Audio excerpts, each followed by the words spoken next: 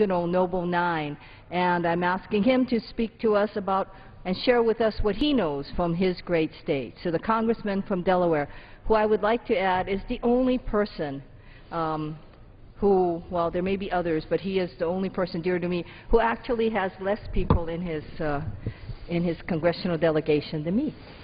So with that. Thank you to my colleague from Hawaii, one of the other small states. I know you're a delegation of two, and we're a delegation of one. I represent the whole state of Delaware. I tell my constituents that we have 2 senators and 1 member of Congress. That means that I have to work twice as hard, Mr. Speaker, to serve the people of my state. I'm pleased to join my freshman colleagues on the Democratic side of the aisle this afternoon for our discussion about small business and job creation. And I'd like to talk for a little bit about the situation in my state, the state of Delaware. We're coming off, all of us are coming off a district work week where we spent our time, I'm sure, meeting with constituents, talking to business owners, small business owners, large business owners, working our districts, and I did the same thing in Delaware, not too far from the Capitol here. And I'd like to highlight 2 meetings that I had in particular. One was a job fair that we held in Georgetown, Delaware, which is the county seat in the lower part of our state. Many of people from the Washington, D.C. area know Georgetown as they pass through it to go to our lovely beaches during the summertime to enjoy time with the family at the beach. This particular day we had sponsored a job fair in Georgetown along with Senator Carper and Senator Coons. This was a program that Senator Coons championed in Wilmington initially, and we've moved it now to the other 2 counties of our state. Had a job fair in Dover and a job fair in Georgetown this past week, really helping to connect those folks in our state that are unemployed or underemployed, people looking to move up, with employers who are looking to hire. And even though we have 9%, over 9% unemployment nationally, and a little bit over 8% unemployment in our state of Delaware, there are still a lot of jobs that go wanting, mostly because the employers are not able to find people that have the required skills for that particular enterprise. So the good news about this job fair is that we had 55 employers there, many of whom were prepared to hire people and offer them jobs, certainly take resumes and interview people or set up interviews. But we had over 8,000 people who came seeking employment or seeking an upgrade in their current job situation. And that's a lot of people in the small state of Delaware and in the least populous area of our state. So it tells us the very serious problem that we have with the lack of jobs and the lack of skills that people might have the jobs to do the jobs that are out there.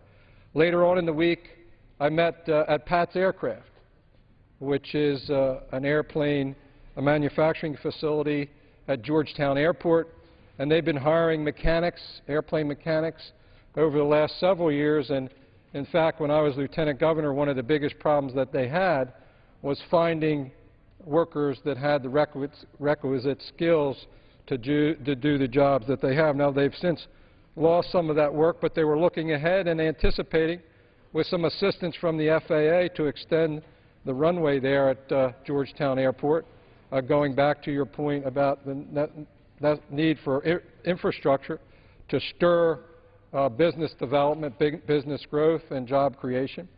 If we were able to extend that the runway there at the airport, Pats would be able to hire more mechanics. But there are a lot of people out there, while they might want those jobs, would not have the skills to do the work.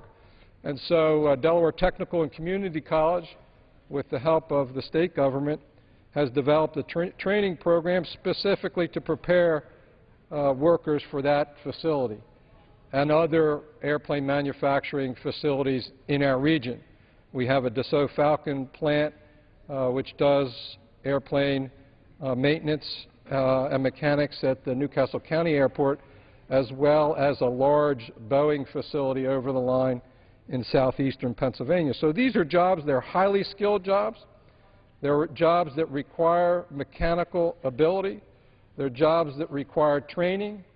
And there are certainly lots of folks out there that are looking for employment And these are the kinds of jobs that we need to prepare people for. So one of the meetings I had this week, press conferences we had, was at Delaware Technical and Community College, where we highlighted a federal grant that was going to Delaware Tech to create training programs for businesses, basically, to enable people to upgrade their skills to take the jobs that are available. So one of the problems, obviously, that we have in our country, and the President's Employment Council has identified this problem, is that we have jobs that are out there, but we don't have people with the right kind of skills for those jobs. And so we need to have programs, and this is where the public sector comes into play, particularly technical and community colleges, to provide that training and those skills for those folks.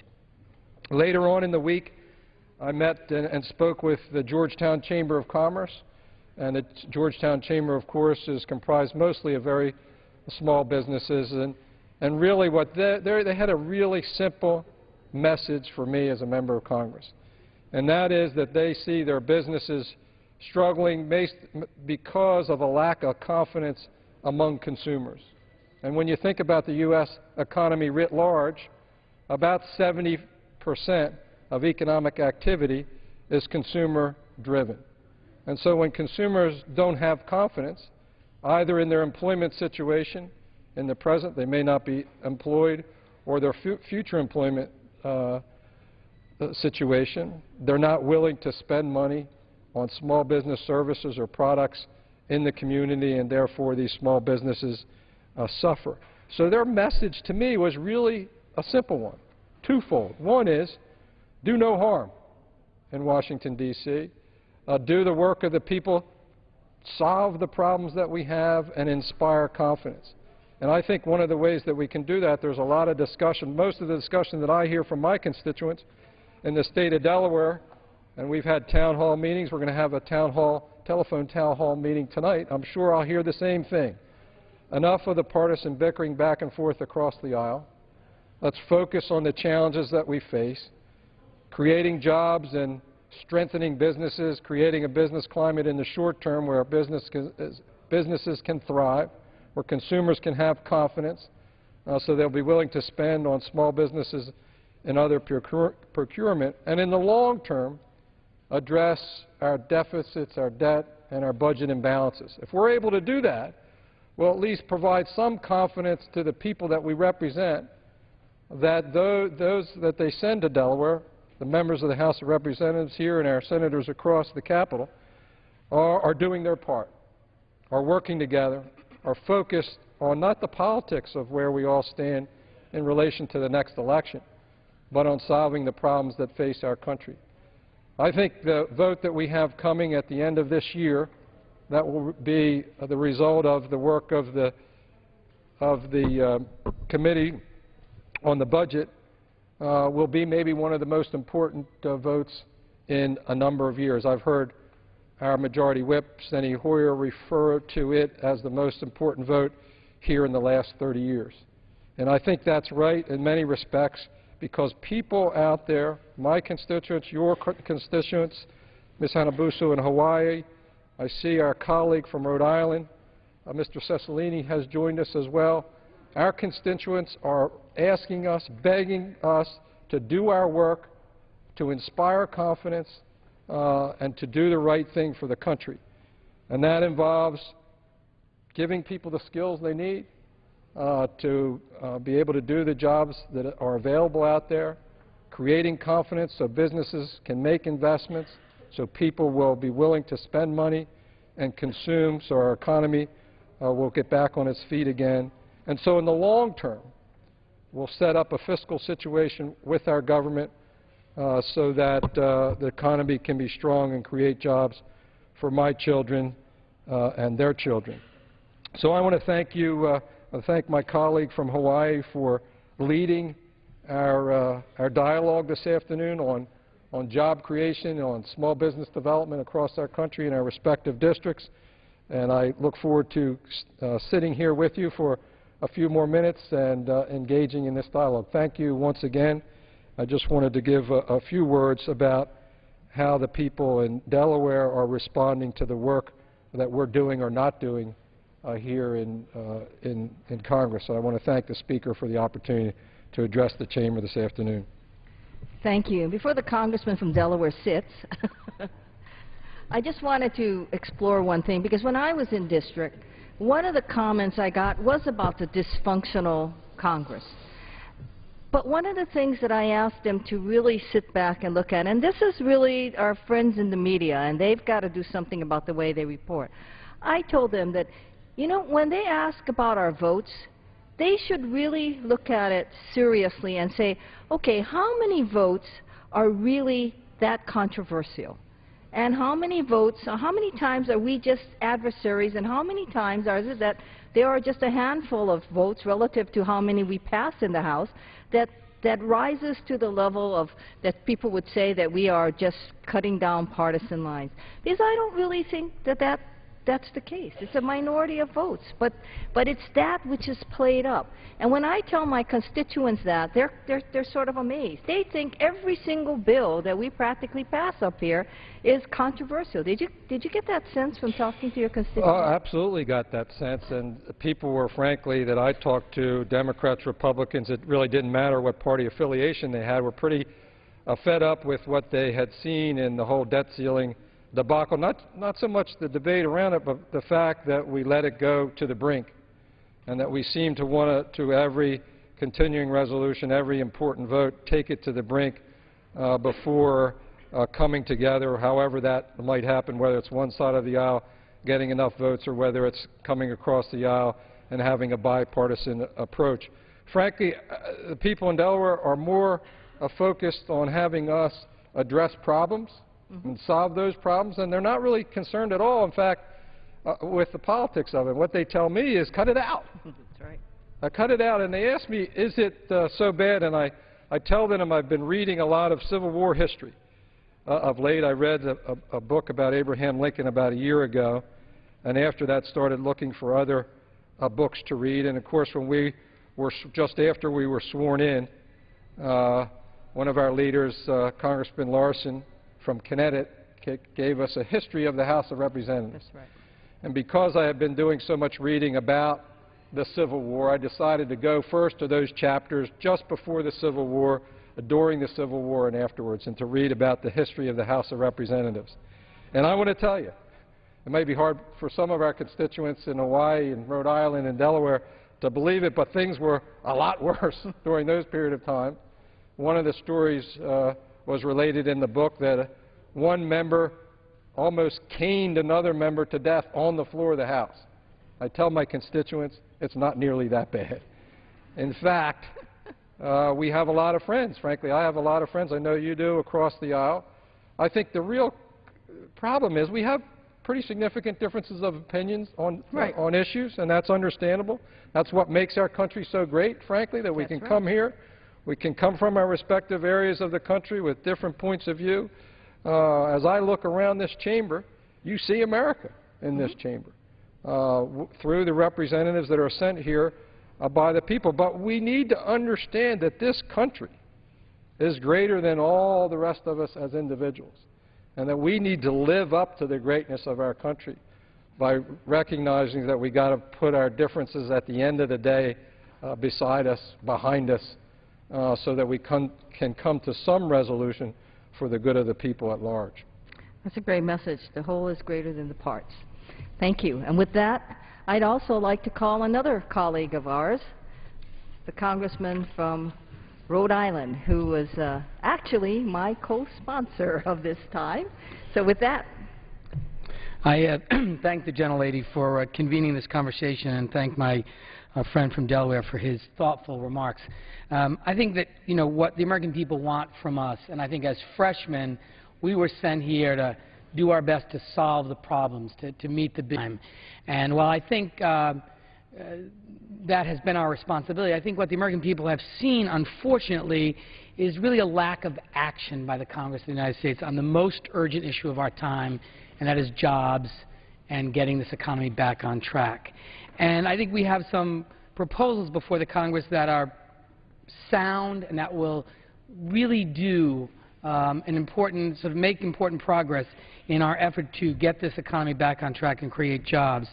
And I think what I found when I was home in Rhode Island and listening to my constituents, I'm just reminded of how devastating this recession has been for American families and American businesses, and how difficult it is right now for people who are out of work trying to find work, or people who are trying to hold on to a home and are facing foreclosure because of their inability to kind of make ends meet, or people that are running a small business that are just trying to stay afloat and keep their business going. And so I think our challenge is to, first of all, never lose sight of how devastating this recession has been for American families, American businesses, and then focus on what we can do, what are the practical solutions that we can find to meet this challenge. And, you know, I think what people want is they want to see Congress, Republicans and Democrats, working together to find common ground, to find real solutions to these answers, to these challenges. And I spent time in my district with a couple of things that I thought were particularly exciting examples of what small businesses can do. I welcomed the SBA Regional Administrator, Gene Hewlett, to Rhode Island, and we visited a company called Wide World of Indoor Sports. Stephen Sangermano and Dan Fawcett are two Rhode Island entrepreneurs that brought this business together, this small business, and created jobs. And they used the Small Business Administration Loan Program to do it, to start their business, and it allowed them to hire 80 full and part-time employees. And they're looking at the opportunity to create another facility, another business in another part of the state, which is likely to have the same number of employees. And so it's really about how do we provide the needed capital to small businesses, to start-up companies, so they can grow their businesses. At another event in my district, we announced, along with our governor and our entire congressional delegation, Senator Whitehouse, Senator Reid, Congressman Langevin, and I, the launch of a new $13 million loan fund, which is federal funds, again, to be administered by the Rhode Island Economic Development Corporation, and to assist an organization called Beta Spring and the Slater Fund. Both of these organizations are really designed to help start-up entrepreneurs access the capital they need to start a new business and to grow jobs. And I think one of the things I've heard repeatedly is that small businesses need access to capital, they need an environment in which they can start and grow their business. But the other thing that businesses need, small businesses need, that I hear about all the time, is they need customers to buy the goods and services they produce. And so I think one of the things that is really important about the President's American Jobs Act is it really focuses on tax cuts for small businesses, tax credits for small businesses, particular attention to our returning veterans, our heroes, and those who have been unemployed for a very long time, and our young people. But at the same time, it puts money in the pockets of middle-class families so they can increase their demands for goods and services that ultimately will help small businesses grow and create jobs. And I think this is one of the important lessons that we should have learned over the last decade is it's not enough, it's unwise fiscal policy to simply ensure that people at the very top, the millionaires and billionaires, get to hold on to more of their money at the expense of the middle class. Because in order to have a thriving, prosperous economy, you not only need entrepreneurs and innovators, you need hardworking middle-class families who have the ability to buy the goods and services that businesses produce. And I think that's what we need to do. We need to be looking at policies that will do both things, that provide access to capital, that will create an environment for small businesses to grow, and at the same time give hardworking middle-class families the ability to buy more goods and services. And I think what's exciting about the American Jobs Act is it does all of those things. It provides tax cuts to help American small businesses hire and grow. It puts workers back on the job while rebuilding and modernizing America's infrastructure. It creates pathways back to work for Americans looking for jobs to be sure that they have the skills necessary for the jobs of the 21st century. It puts more money in the pockets of every working American family, every worker, that again will help to stimulate growth of our small businesses. And I think the President has really identified a very serious plan to put Americans back to work. And I really hope as I know the gentlelady from Hawaii hopes, that our colleagues on the other side of the aisle will be part of this conversation. If they have different ideas, better ideas, as to ways we can create jobs and get the American people back to work, they ought to be part of the discussion. But I know one thing for sure. We cannot simply do nothing for the next 14 months. The American people expect us to take action, to not only talk about jobs, but to do things that are going to create jobs and create conditions for job growth, private sector job growth, and to be able to demonstrate that what we're doing, the policies we're enacting, are helping to get our economy back on track and to stimulate jobs. And I think the other point I just want to mention, I know the gentlelady from Hawaii has been a big supporter of this, and that is the whole Make It in America agenda. I have the privilege of visiting manufacturers in my district. Rhode Island has a very rich history of manufacturing. And I think everyone recognizes that if we're going to continue to be a leading economic power in the world, we have got to make things again in this country. And while we've lost some manufacturing, the low-end manufacturing that may be difficult to get back, there's a lot of new manufacturing, more highly skilled manufacturers that's growing in our country. And what we need to do is we need to have policies put in place that will support American manufacturers, American workers here, so that we can compete in this global economy.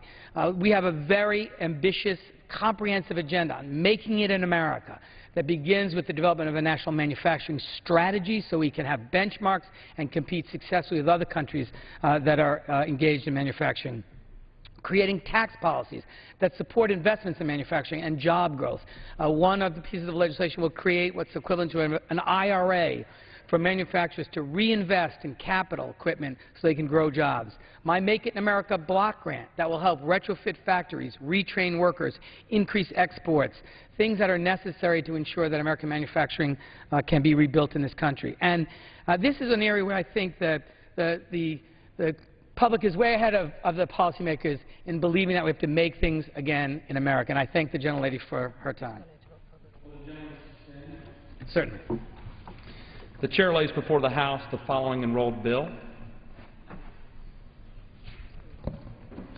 H.R. 2608, an act making continuing appropriations for fiscal year 2012 and for other purposes. The gentleman may continue. Thank you. I thank you, Mr. Speaker.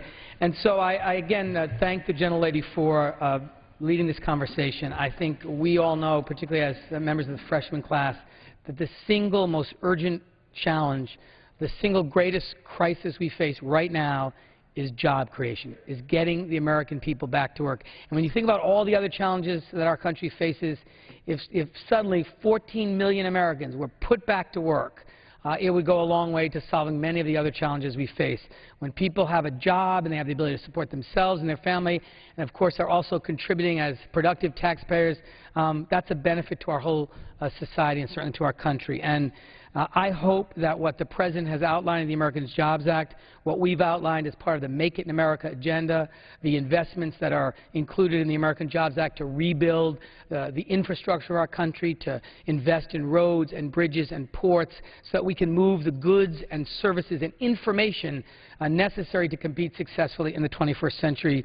Those kinds of investments that ensure that we will do things today that will create jobs in the short term, and in the long term deal in a responsible way with managing our debt and our deficit. But we've got to do both things. We have to have a long-term strategy for fiscal responsibility that addresses the serious challenges that we face in terms of our debt, and at the same time we have to make the right investments that put people back to work and that ensure that we're investing in the things that are necessary to compete successfully and win in the 21st century. Innovation, infrastructure, education, the things that are necessary to ensure that we rebuild the economy and that we not only put people back to work, that we position ourselves to continue to succeed and lead the world as a world economic power. And I think that we can do it. The American people expect us to do it, and I know when I am home in my own district and I hear directly from my constituents, they are expecting Congress to take action that is going to get this economy back on track, that's going to create jobs, and that's going to allow every American to have a legitimate shot at realizing the American dream. And I thank the gentlelady for the time. Thank you to the Congressman from Rhode Island. Before he leaves, I'd like to say this. You know, we have an opportunity as freshmen that when we came here in a small number, originally the Noble Nine, And we have maintained our relationships, and so we hear each other all the time. Some of us sit right in front of where the congressman from Rhode Island is, and we shift in and out of those seats because we hear what each other has done and what our constituents are saying. And I can't tell you, and I'm sure he shares this with me, how great it is to hear, for example, the congressman from Detroit talk about the Detroit plan, the congressman from Rhode Island speak about, of course, his sort of like a block grant for his Make It in America part. And each and every one of them has done something where they're looking at and hearing their constituents. And that's what we want to impress upon everyone. We hear what our constituents are saying. And I think it was said very well from the congressman from Delaware. What we all have to put everything aside and build on is the public confidence. Because unless the public's confidence grows, and unless they begin to feel, not only in Congress, that we're just another body, they got to feel that confidence in the United States of America, the greatest country in the world. They've got to feel that confidence. They've got to understand that other economies depend upon us, so that when we look like we're quibbling over things that are irrelevant to international matters, that's when their stock markets go crashing, based on how we act. So wouldn't you say, David, that what we need to do is we need to set things aside, and anything we've got to do within the next 14 months, if we've got to work together so the people begin to have confidence in us, and then by that have confidence in this great nation. I agree, and I think one of the important responsibilities that we have, and I think the work of the super committee is obviously first and foremost to all of us. I think it's an opportunity not only to deal with the urgent responsibilities of our economic condition and our debt and our deficit and being sure that we are responsible in the way we cut spending, but at the same time, if we do this right, we have an opportunity to restore the public's confidence in the operations of its national government.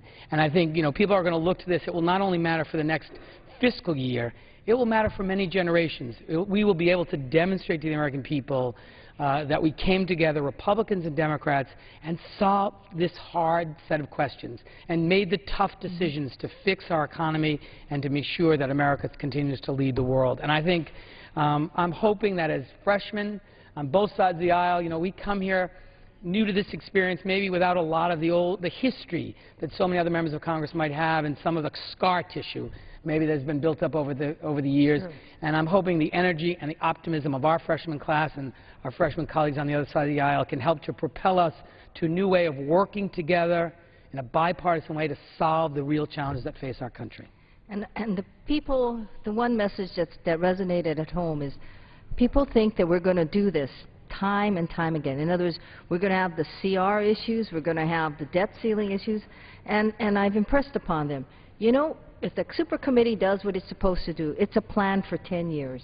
And hopefully they'll give us the stability. And that's why I think it was what the gentleman from Delaware said.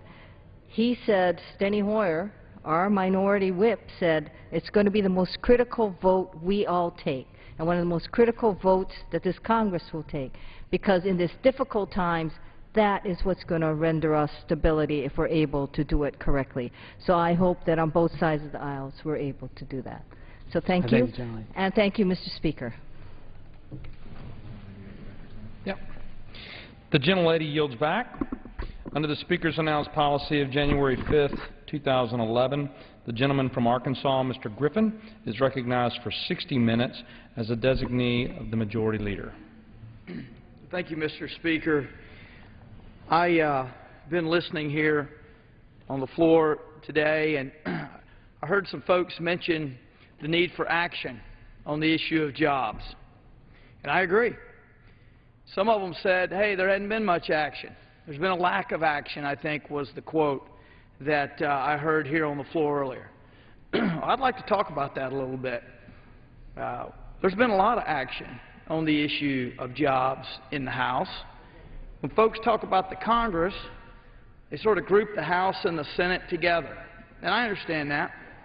But the House and the Senate are two separate bodies. And the leadership in the House, the leadership in the Senate, have two different visions of where this country ought to go. Now, as it relates to the House, there's been a lot of action. We've passed about 90 bills in the House this year.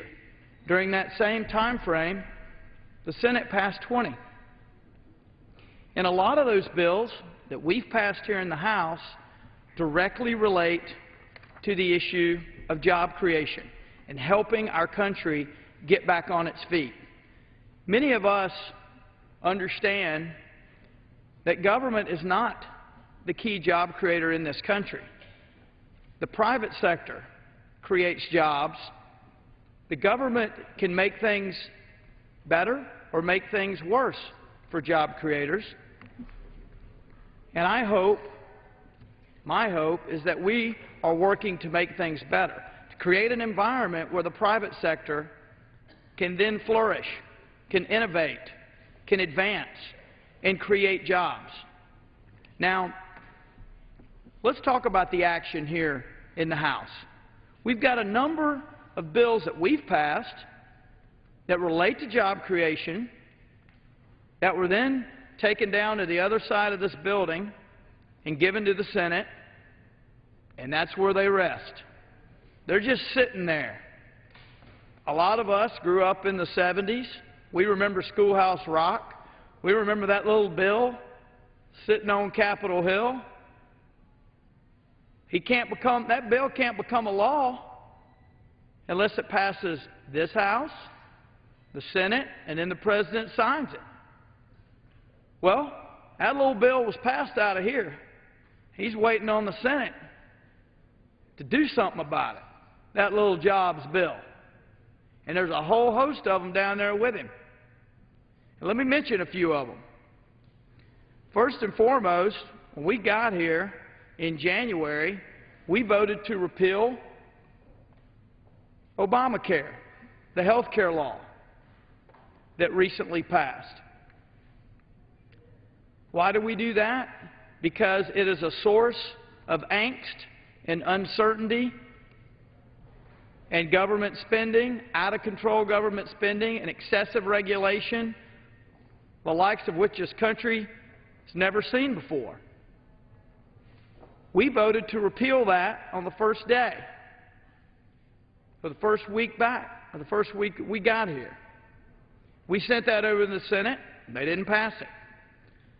We passed H.R. 872, the Reducing Regulatory Burdens Act. No Senate action. We passed the Energy Tax Prevention Act to block some of the EPA's controversial excessive regulation. No action on that. We passed H.Res. 72, asking our House committees to inventory regulations and look for places we can trim them back, reform them, and save. No action there like that in the Senate. H.R. 1230, Restarting American Offshore Leasing Now Act, a bill, along with several others that we passed, to encourage energy exploration. No action in the Senate. The Putting the Gulf of Mexico Back to Work Act. No action in the Senate. Reversing President Obama's Offshore Moratorium Act. No action in the Senate. And we can go on and on and on. One of those things that we passed here that the Senate hasn't passed is a budget. A budget. A fundamental document for managing one's finances. We passed one here. They hadn't had a budget in the Senate for, I think, about 2 years now. 888 days. No budget in the Senate. So we've done a lot here in the House. Congress as a whole hadn't acted on a lot of this stuff, but we've done our part. And we've sent it down the building, the other side of the building to the Senate, and we're waiting for action on this critical legislation, many pieces of critical legislation that can help this country get back to job creation. I'd now like to yield to my friend from Illinois, Mr. Kinzinger. Well, thank you. You know, this kind of reminds me of the story of the rogue cowboy. When you think of the rogue cowboy, you think of somebody, you know, sitting under the sun, just taking it all in, doesn't really want to work with anybody. That reminds me of the Senate. Taking it easy. They haven't taken a lot of votes this year. More interested in, you know, I guess getting paid and letting the bills stack up, and they don't need to work with anybody. But you know what we can do in that process? Let's blame one small lever of government. Let's blame House Republicans. Let's blame them for the 9.1% unemployment. Let's do that. You know, that's what we can do. We don't have to actually govern. I mean, when you look at it, they've had control of the House of Representatives and the Senate since 2006, with the exception of and the presidency since 2008, with the exception of a very brief period of time over the last year, where Republicans have been blessed and fortunate enough to be in the majority in the House of Representatives. But yet this unemployment, according to them, is our fault. We need jobs in this country. I'll tell you what, in my district, the 11th Congressional District in Illinois, you have cities like Joliet, like Ottawa, Bloomington. A lot of places have seen their manufacturing base disappear. They've seen it over the last 20 or 30 years, and what's been our reaction? Well, typically the knee-jerk reaction in Washington, D.C. is that we have to pass some kind of a program. We have to pass more spending. Well, if there's no jobs, I mean, obviously the problem, if there's no jobs, it's got to be because Washington, D.C. hasn't done enough. And so we get in this perpetual cycle of let's spend more and spend more. I remember a couple years ago, you know, almost $1 trillion stimulus was passed out of this House of Representatives. And I think by everybody's measure would agree that it was ineffective. I have not seen many people with a straight face argue that the stimulus was effective. Even the Commander-in-Chief, the President himself, said, well, you know, it wasn't quite as shovel-ready as we expected. Can I interrupt for Yeah, one please. second on that point? Then I'll yield back. I just want to point out that in Arkansas, the President predicted that the stimulus would create 30,000 jobs. I think in the end, the government funded about 4,800 jobs at a cost of around $300,000 per job.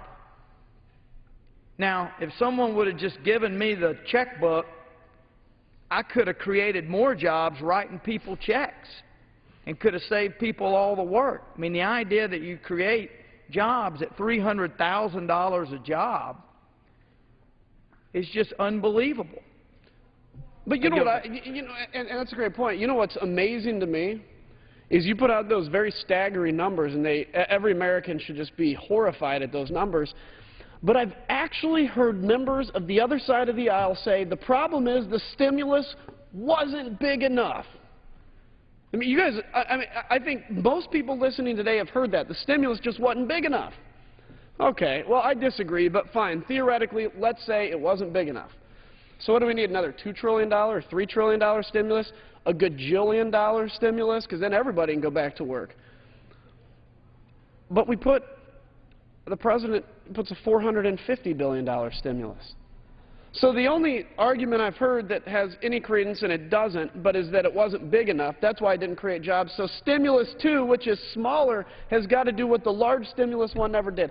The insanity of some of the things I hear are staggering. We got to get people back to work. That's what it really comes down to. I think everybody agrees about that. So we can look and say for 20 years we've been spending and spending and spending. $14 trillion obviously wasn't enough to get us out of this deficit. Or we can do what the House Republicans have been promising the American people and following through on, which is to say, let the American consumer and businessman breathe the clean air, the fresh air of freedom, the fresh air of capitalism, the understanding that if somebody has a fear of hypodermic needles, you don't solve that fear by stabbing them with a bunch of hypodermic needles. So if we have a debt problem in this country, you don't solve it by spending more and more.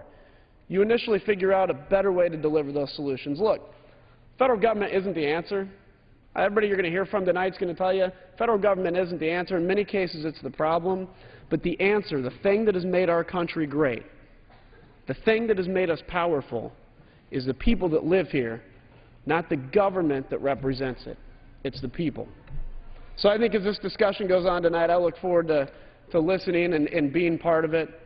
But again, to talk about a jobs bill, by the way, I don't want to say the word jobs bill again, because if it was a real jobs bill, I think that would be an appropriate title. But it's just stimulus 2. So with that, I'd like to yield back. Thank you. Thank the gentleman from Illinois. It's Stimulus the sequel. And I'd just like to point out that you made a really good point. The government is not going to be the answer in terms of creating jobs. The government can help create an environment where the private sector can innovate, can grow, and can create jobs. We can assist by creating an environment in a country where businesses and job creators flourish. And that's what we want to do. I yield now to the gentlelady from Alabama. Thank you so much, and I appreciate your leadership here this afternoon, giving us an opportunity to once again talk to the American people about jobs. And, you know, as the weather gets cooler outside, and I know in the state of Alabama there's several large fairs that are happening right now, and I love the fair. I love going to the fair. I love taking my children to the fair. I love the corn dogs, the elephant ears, the tilt-a-whirl, the go-karts. I love going to the fair, but I really love roller coasters.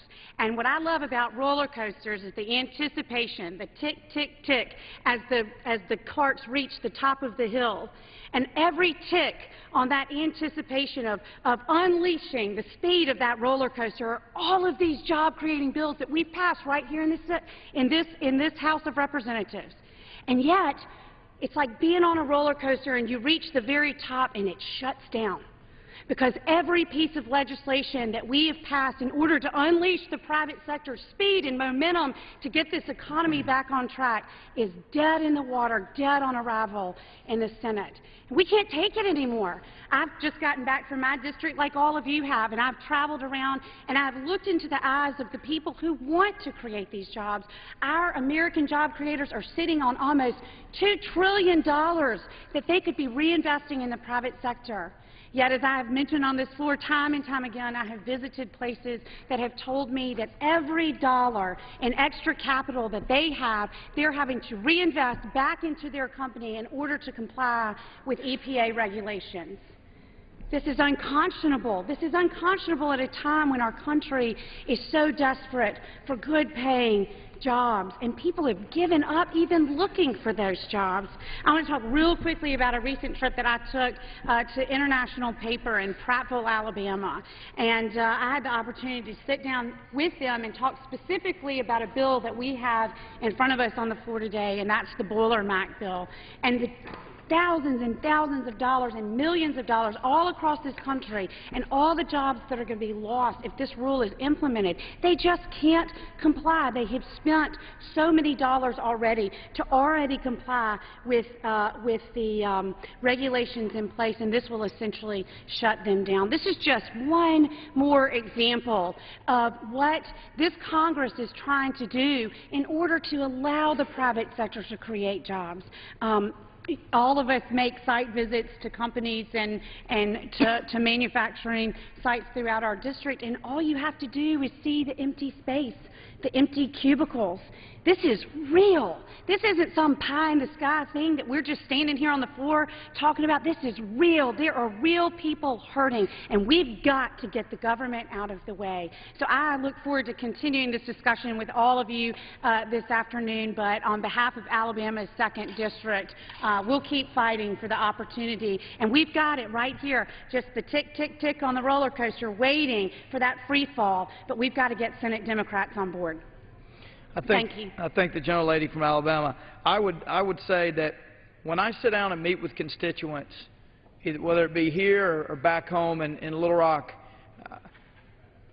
one of the complaints that I hear the most is that federal government continues to overregulate, continues to burden us with regulations that are excessive, that just don't make sense, and they're implementing them without checking with the folks that they're going to most impact, or ignoring the folks that they will most impact.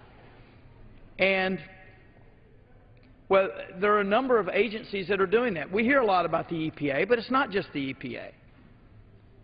You can just go right down the list of federal agencies, and they are issuing new regulations, many of which are almost impossible to comply with.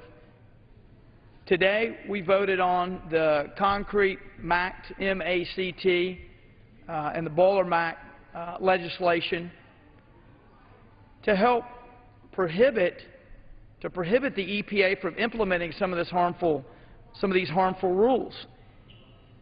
And I can just tell you, talking to folks back in my district, these rules will have a specific impact on them. It will cost them millions of dollars to implement, and ultimately, it costs jobs. Will the Sure. gentleman yield? Just to go back to what I was talking about in international paper, the cost of implementing Boiler MACT regulation when combined with the anticipated cost of implementing other pending air regulations would place at risk 36 mills, 20,541 pulp and paper mill jobs nationally, and this is approximately 18% of the primary pulp and paper industry workforce. The number of lost mills would rise to 79 if all air regulations are taken into account. The loss of jobs would rise to 87,299 if jobs in the supplier and downstream industries are figured into the equation. This would mean about $4 billion in reduced wages and some $1.3 billion in lost state, local, and federal taxes. So I yield back. I just wanted to add to what you were pointing out. That's the real impact that these rules will have if they are implemented. And I'd just like to say, before I yield to the gentleman from New York, that these regulations continue. It's almost every week there's a new one. And I don't think anyone here is against regulation. This is not an issue of do we regulate or not. Of course we need regulations. We need common sense regulations that protect Americans. What we are talking about are excessive regulations. What we are talking about is an unprecedented growth of regulations over the last few years that are stifling and crushing business. One thing I will mention with regard to health care. It's not just, businesses aren't just concerned about the regulations that exist. They're concerned about the regulations that are in the pipeline that they haven't seen yet, because it adds uncertainty to doing business. So a business may have some money set aside that they want to invest and expand their factory because they want to hire new people, but they don't yet know what the impact of the recently passed health care law is going to be, so they put that money aside and they sit on it. I have had constituent after constituent tell me that if this health care law that recently passed is fully implemented, it will have a devastating impact on my business, and we will start paying an additional $100,000 or $200,000 or $300,000 or whatever the amount is for that particular business. And so they are putting money aside, waiting to see what they're going to have to spend to comply with this new law. Same situation with Dodd-Frank and a lot of the new financial regulations. There was a gentleman speaking earlier who talked about small businesses needing access to credit. Well, let me tell you, Dodd-Frank bill is part of the problem. If you really want to inspire confidence in job creators, the President ought to call a press conference today and say he's going to do everything he can to repeal his two big mistakes, Obamacare and Dodd-Frank. That would give job creators a whole shot of confidence, and I guarantee you the markets would respond likewise. I yield now to the gentleman from New York. Well, I thank the gentleman from Arkansas for yielding, and I thank the gentleman for setting up this leadership hour for us to have this important conversation. I would say to all my colleagues, it doesn't take a whiz kid to figure out that we're on the wrong path in America. So how are we going to change it?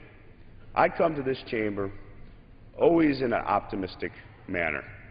I come to this chamber with the energy and the commitment to make America better. And we're going to change that by changing the culture of Washington, D.C. I'm proud to be part of this freshman class. 87 House Republicans, 13 approximately new Democratic faces on the other side of the aisle. So how are we going to change from that new class, develop a new breed of elected official that puts country and policy over politics? I can tell you that my colleagues that I've spent a tremendous amount of time with in the freshman class have always taken the approach that it is policy over politics. And I am pleased to be joined on the floor today with a colleague, a Democratic colleague, joining us, a bunch of House Republican freshman members, a fellow freshman member from the Democratic side, who has had the courage to stand up and publicly stand with us to talk about what is the critical job of this, or the critical issue of this Congress. That is creating an environment where the economy improves and people can be put back to work. It's about creating an environment that creates jobs. And my colleague from Michigan, who I've developed a friendship with, is down here to join us to offer his ideas. Though we may not agree 100% on all the ideas that he brings to the table, I still respect the man, and I respect many of his ideas, and I respect that there's going to be areas that we're going to find common ground, that we can come together and move the ball forward so that America will see its best and brightest days again ahead of us. One of the common grounds that I know that's coming down the pipeline here in the next week or two, I would say next week, are the free trade agreements. There's vast bipartisan support for those free trade agreements, which would equate up to 250,000 new jobs, essentially immediately within the next 12 months. That type of economic opportunity is what we should be focusing on, and which we focus on here in the House as a freshman class, of pushing forward policies and agendas that put the country first rather than our re-election efforts and our political ambitions ahead of country and policy. And one of the other things that we have to change in Washington, D.C., and I know my colleagues on both sides here today are firmly committed to, is that we have to look at this from a long-term, comprehensive point of view. When you've got the Senate, who hasn't passed a budget in 888 days, any businessman in America will tell you that how you run an operation, you at least have to have a vision, you have to have a strategy, and in government, that document that sets the vision and the policy and the guiding principles of how we should operate is a budget. It's a fundamental thing that we do. So again, the Senate needs to join us, lock arms with this freshman class, and say we're going to put country and policy over politics, and jump. And that's why I have so much respect from my colleague from Michigan coming down and joining us here today, and I hope my colleague from Arkansas will yield him time to offer his insights in this debate. But again, it's a common sense approach to governing. Do the job, lay forth the vision in a budget, work together to find common ground, and create an environment in America where people can go back to work and take care of their families for generations to come. It is only through that type of common sense approach do I believe that we will move this ball down the field the way that it needs to. And I'm proud to join my colleagues, and with that, I'll yield back the time. I thank the gentleman from New York, and I will, in a minute, yield some time to the gentleman from Michigan. I want to quickly yield some time to Mr. Duffy. But just quickly, we have heard a lot about the President's jobs bill. And I think everyone in this House would agree that this country needs more economic growth and it needs more jobs. And you know what? And I think I'm from Wisconsin, and a lot of folks in Wisconsin and across the country want to see folks in Washington and in Madison start to get along, try to find points of agreement instead of points of disagreement. And so when the President came out with this jobs bill, I said, Mr. President, I can agree with you that we need tax reform. I can agree with you that we need regulatory reform. I can also agree that we should probably extend the payroll tax holiday. But the President's gone a step further, and he wants to have a second stimulus. He wants to spend nearly $500 billion because he believes more government spending will lead to economic growth, prosperity, wealth, and sustainable jobs. And we tried that to the tune of $1 trillion. That doesn't work. But you know, when the President talks about tax reform, right after he gives that speech, a week later he comes out and says, my idea of tax reform is to raise taxes. This doesn't make sense. I mean, do you think that you help the job seeker by raising taxes on the job creator? He talks about reforming regulation. But all we see is more and more regulations coming from the agencies and the White House. And what that does is it makes America less competitive. I mean, it's pretty easy to see that we're in a global economy. And, you know, in this country, we pay our employees more. And I think we can do that because American workers, they're harder working, they're more productive, and they're smarter. But on top of that, our businesses have far more mandates, far more regulations, far more red tape, and now they're going to pay far more taxes. And with that kind of environment, how do we expect our businesses, our manufacturers, to compete on this global scale? And sometimes people in Washington sit back and they scratch their head and they go, why are businesses leaving?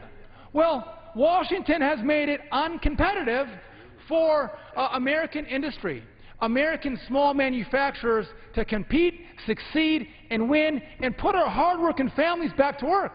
You know, I come from northern Wisconsin. You guys may not know this, but I grew up doing lumberjack sports. That's chopping, sawing, log rolling, tree climbing, skills of the old-time lumberjack. That's how our whole region was built. And paper is still a huge industry where I come from.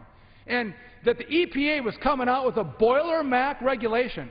If that would have gone through, that would have killed Wisconsin paper. And it would have rippled throughout our whole economy. And it would have killed thousands of jobs in our community. And just the threat of Boiler MAC has sent ripples through the economy. I mean, you look at our loggers who have, this isn't small business, this is big business. They have big loans, big pieces of equipment, and they can't access the national forest.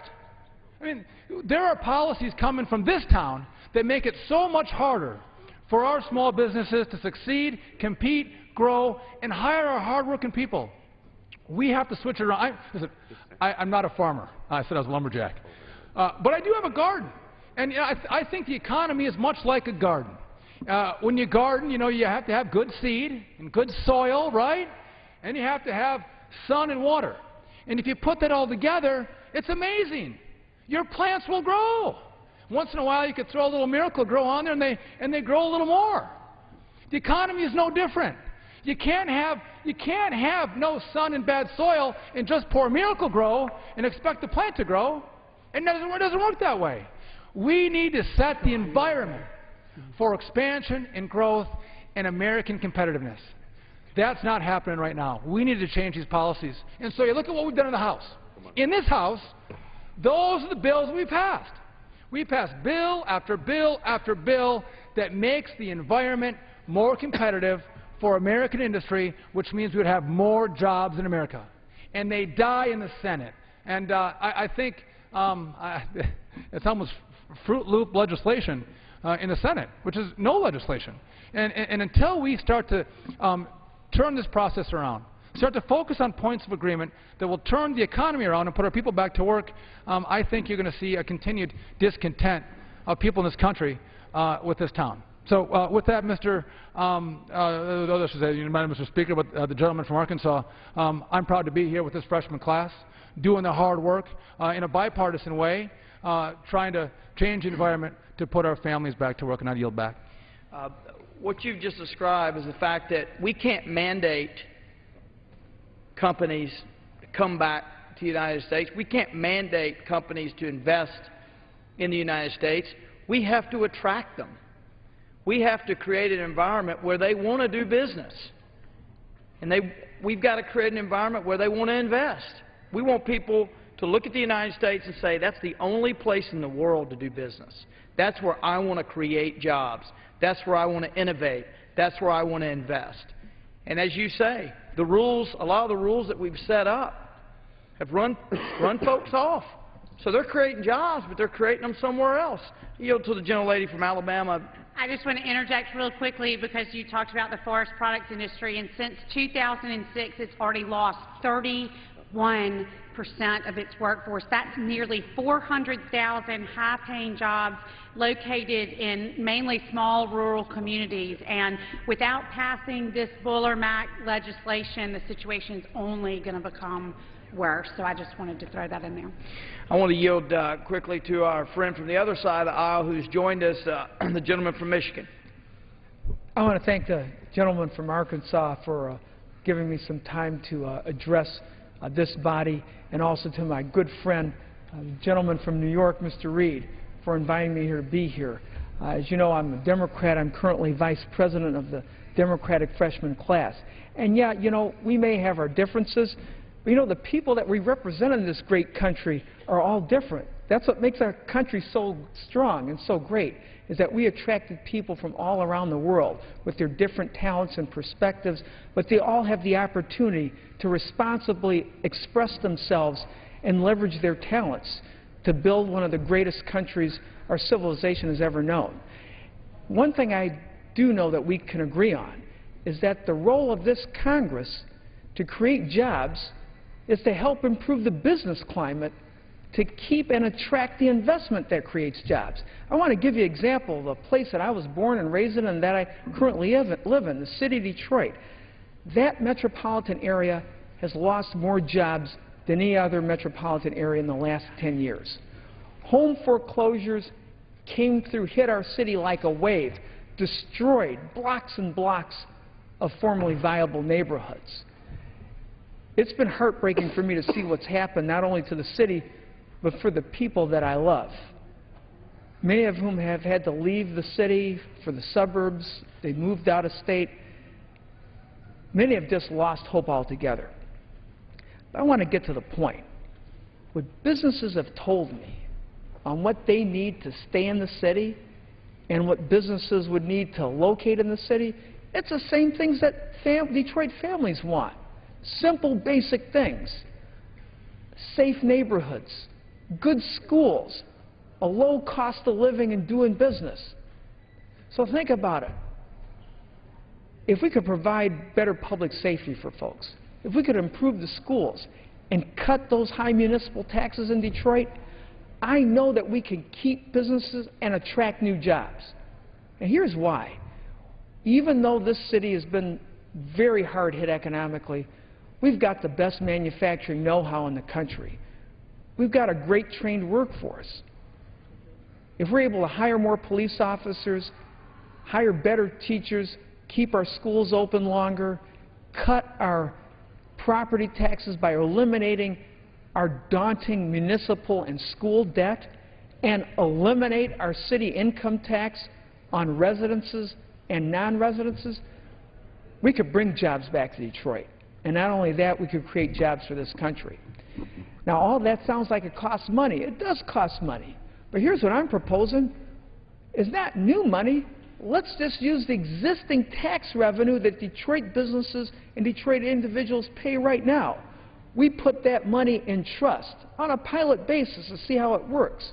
And we say if the city wants to benefit from those tax dollars, it's got to pay off its debt entirely, the city and the school district. And it's got to eliminate that uncompetitive city income tax.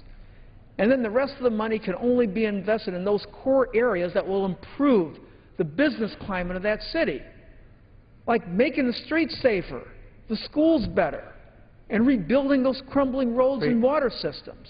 That's what we can do. And I appreciate the time the gentleman of Arkansas has provided me, and I yield back. Thank you for joining us here on